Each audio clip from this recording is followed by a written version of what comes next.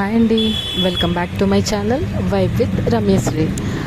మా అన్నయ్య వాళ్ళకి పొలంలో రైతులు జున్నుపాలు ఇచ్చారండి. ఇవి ఆవు పాలు, జున్నుపాలు.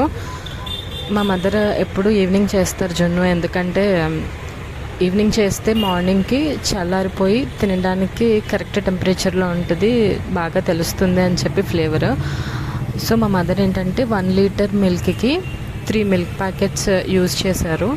అలాగే 3 గ్లాసులు పౌడర్ చేసి పెట్టుకున్న బెల్లం కూడా యాడ్ చేసి బాగా మిక్స్ చేస్తున్నారనమాట. అలాగే మిరియాలు అండ్ యాలకులు కలిపి పౌడర్ చేసి పెట్టుకున్నది మా మదర్ 2 స్పూన్స్ యాడ్ చేస్తున్నారు. యాక్చువల్గా అందరూ అంత యాడ్ చేయరండి, కాకపోతే మేము కొంచెం మిరియాలు ఫ్లేవర్ ఎక్కువ ఇష్టపడతాం. సో అందుకే మా మదర్ కొంచెం ఎక్కువ యాడ్ చేస్తున్నారు.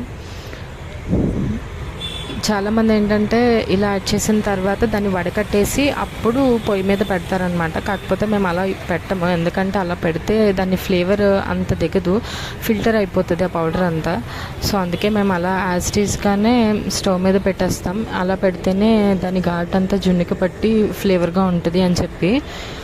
పైన బాయిల్ అయిన తర్వాత కొంచెం బ్లాక్గా వస్తుంది, కానీ కంగారు పడక్కర్లేదు. పైనుంచి కొంచెం తీసేసుకుంటే మళ్ళీ మనకి కొంచెం క్లియర్గానే కనిపిస్తుంది జున్ను.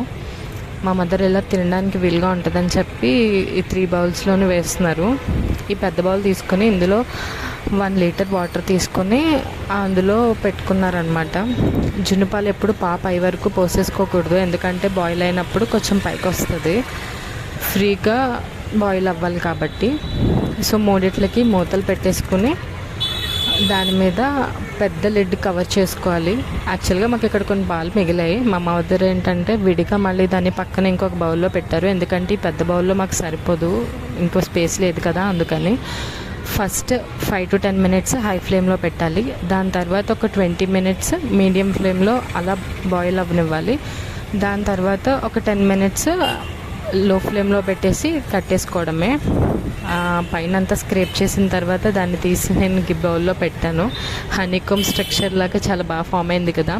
ఇలాంటి వీడియోస్ కోసం నా ఛానల్ని సబ్స్క్రైబ్ చేసుకోండి.